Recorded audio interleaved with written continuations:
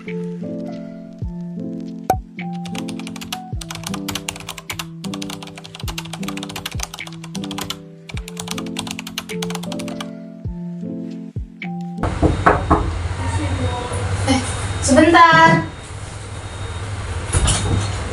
Nak, silahkan masuk. Jangan duduk sini.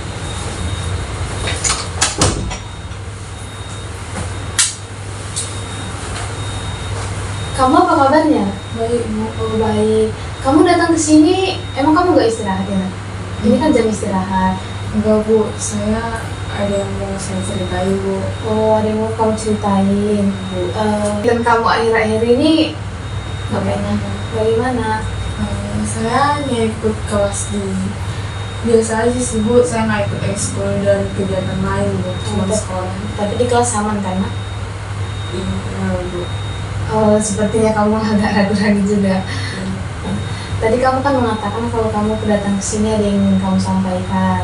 Nah, kalau boleh tahu untuk agar Ibu enak untuk memanggil kamu dan diskusi kita bisa berjalan dengan lancar, Ibu kan belum mengetahui nama kamu siapa dan kamu juga belum mengetahui nama Ibu. Nah, kamu biasanya atau kamu enaknya dipanggil apa ya, Pak? Saya enaknya dipanggil Sari, Bu. Sari, oh, Kak Sari ya? Iya. Nah, sini nama Ibu Elpan Busmurat yang akan menjadi guru konseling Sari. Nah, tadi kan Kak Sari mengatakan kalau mau melakukan konseling bersama Ibu, ada yang ingin Sari ceritakan, benar kan Kak? Iya, Bu. Nah, sebelumnya Kakak udah pernah melaksanakan konseling individual belum Kak? Belum, Bu. Ini pertama kali. Oh, belum pernah ya. Jadi di sini kita kan mau melaksanakan konseling individual. Nah, jadi di sini Ibu akan menjelaskan sedikit konseling individual itu apa. Nah, jadi di sini kamu bisa menceritakan semua masalah-masalah yang kamu alami tanpa takut mengenai rahasia. Nah, kamu datang tadi ke sini ada unsur dari suruhan teman atau paksaan atau disuruh guru atau bagaimana? Enggak sih, Bu. Saya pengen aja, Bu. Berarti kamu datang secara sukarela ya? Iya. Ibu sangat apresiasi kamu mau datang ke ruangan Ibu tanpa ada suruhan, tanpa ada dorongan dari orang lain. Di sini kamu tidak perlu khawatir karena pada konseling individual ini kita dilandaskan oleh dua asas, yang dimana itu asas keterbukaan dan asas kerahasiaan.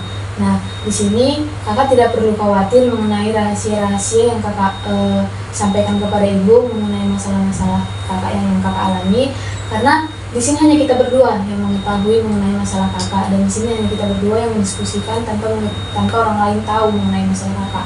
Dan di sini kakak harus secara terbuka dan sukarela untuk menyampaikan masalah-masalah kakak agar bisa kita mendapatkan solusi dari masalah kakak.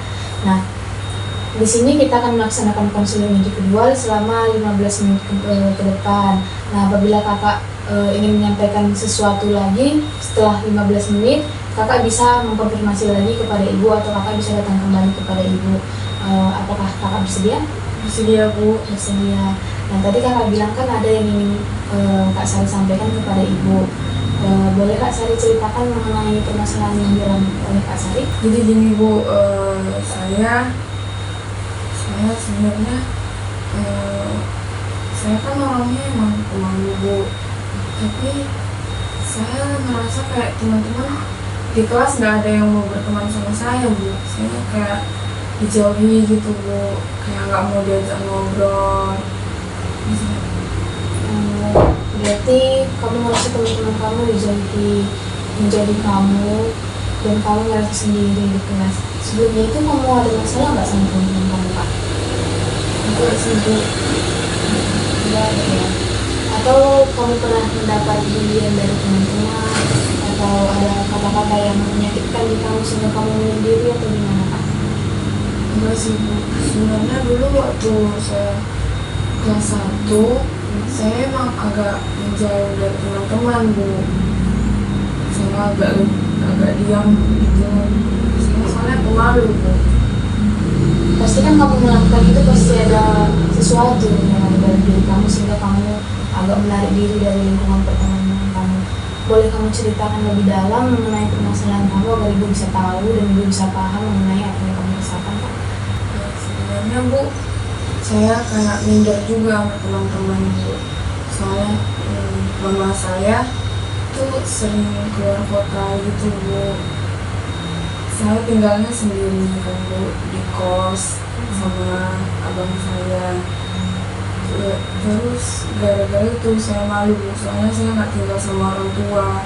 Kalau saya datang ke kos itu kalau beberapa kali sebulan aja Bu, dan lebih banyak tinggal di luar kota Bu. Tetapi hubungan kamu sama ibu kamu baik kan? Nak? Si komunikasi sih Bu lewat WA. Berarti kamu masih minder sama teman kamu karena kamu tidak tinggal bersama orang tua kamu. Iya Bu. Terus saya juga orang tua saya yang bapak saya udah meninggal Bu waktu saya kecil, jadi mama saya potong-ranting gitulah Bu, cari uang untuk kami. Abang saya juga cari uang karena baru tamat juga kan Bu. Jadi saya merasa minder sama teman-teman karena kadang kalau teman-teman main gitu saya pengen ikut tapi saya nggak ada uang. Terus kadang kayak saya nggak ada mama atau nggak ada bapak gitu, lagi minder sama teman-teman Bu. Ibu sangat paham apa yang kamu rasakan. Kamu pasti merasa sedih, kamu merasa sendiri, karena juga kamu merasa minder sama teman-teman kamu. Ibu sangat paham.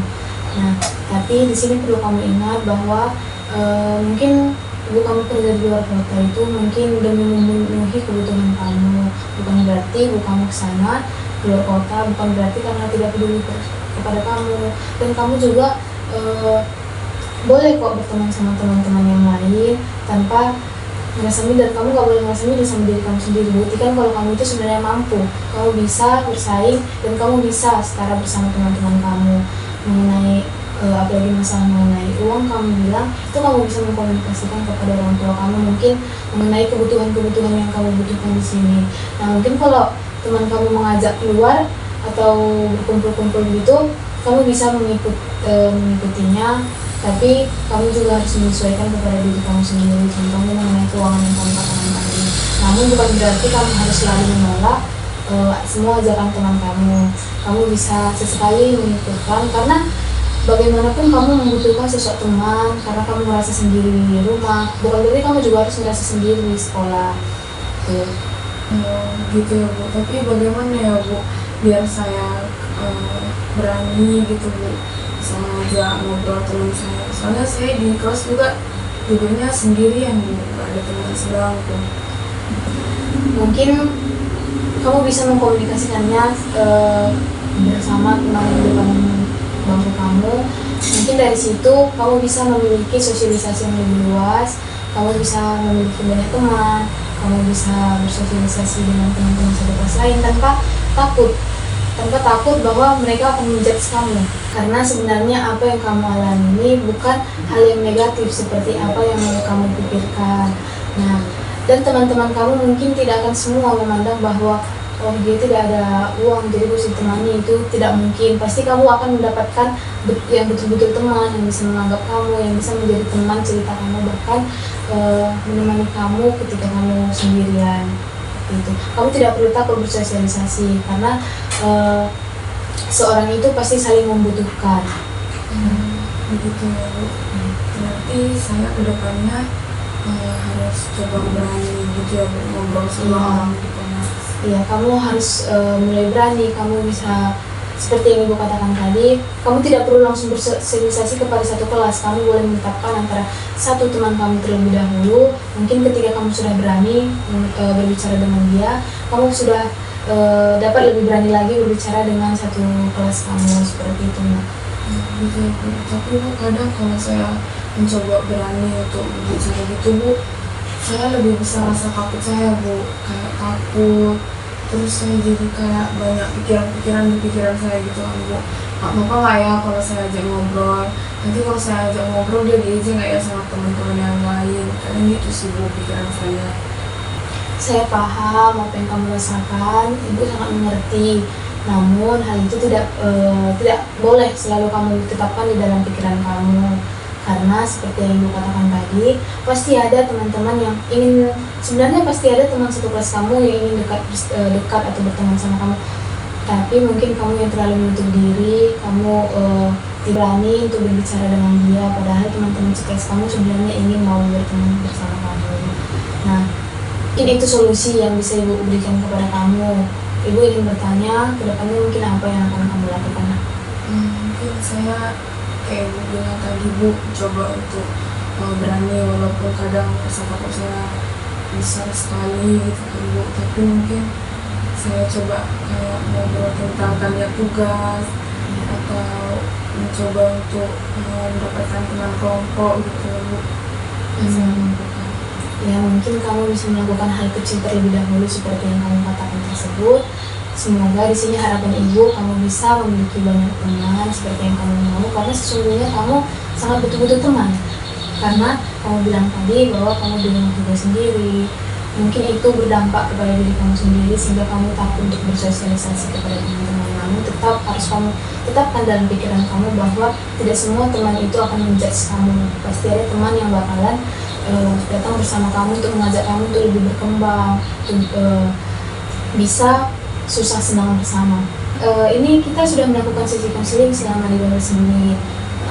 Mungkin apabila ada yang ingin kamu sampaikan lagi kepada ibu, ibu akan tetap bersedia di sini untuk menerima ataupun mendengarkan semua apa yang ingin kamu katakan. Nah, setelah ini kakak ada kelas lagi nggak, Kak? Ada ya, Bu, kelas selanjutnya, Bu, semester. Oh iya, kebetulan ini 5 menit lagi udah mau masuk bel. Tadi kakak kakak belum sarapan ya? Belum, Bu. Jadi kakak udah bisa, setelah dari sesi konseling ini kakak bisa memanfaatkan waktu kakak untuk mengisi perut kakak terlebih dahulu. Oke kak, Terima silakan. kasih ya, Bu. Silakan. Permisi, Bu. Terima kasih. Hati-hati ya nak. Itu buat konten aku.